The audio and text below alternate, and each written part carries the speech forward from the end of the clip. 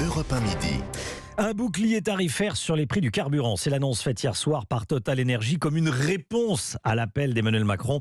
En début de semaine, le président de la République avait demandé aux pétroliers qui ont fait d'importants profits ces derniers mois de faire un geste pour le pouvoir d'achat des automobilistes. Baptiste Morin, bonjour Baptiste. Bonjour.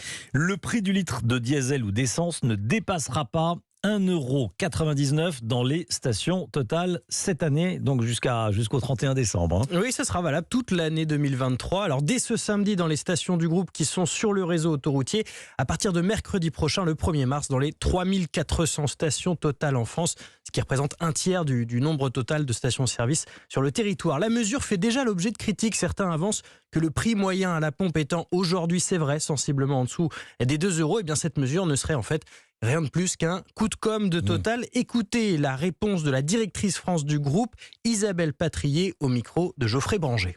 Aujourd'hui, on a 4 stations sur 10 dont les prix dépassent 2 € le litre. Et on a des zones rurales notamment où les clients n'ont pas d'autre choix que de prendre leur véhicule pour aller travailler, accompagner leurs enfants à l'école. Et donc, il est important pour nous qu'ils ne puissent pas payer plus d'1,99 € leur litre d'essence. La mesure est donc déjà en place dans une certaine partie des stations Total. Quant au coût de la mesure pour le groupe, eh bien Total a simulé la mise en place de ce plafonnement sur les prix des carburants l'année dernière, en 2022. Le résultat, c'est un coût de 600 millions d'euros. Alors est-ce que c'est beaucoup ou est-ce que c'est peu? C'est en tout cas plus que ce qu'ont coûté les rabais successifs mis en place par Total Energy à l'automne dernier. Baptiste Morin, chef du service économie d'Europe 1. Merci beaucoup Baptiste.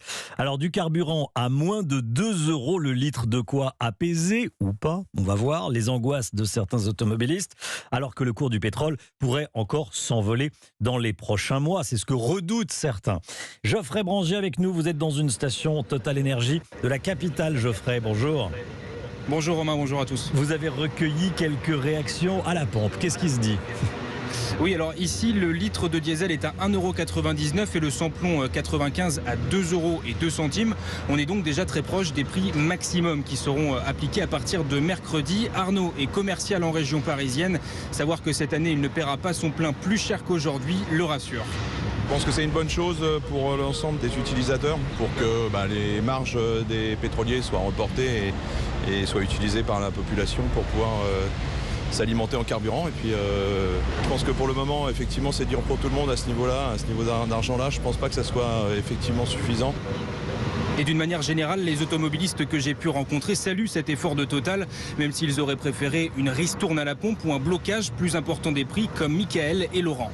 Oui, insuffisante. Ouais. Il devrait passer à 1,50 €, ça serait mieux. Ça serait royal, ouais. Mais bon, on fait avec. Et ils pourraient faire mieux, parce que bon, avec tout ce qu'ils ont eu comme dividende, ils pourraient faire mieux, quoi.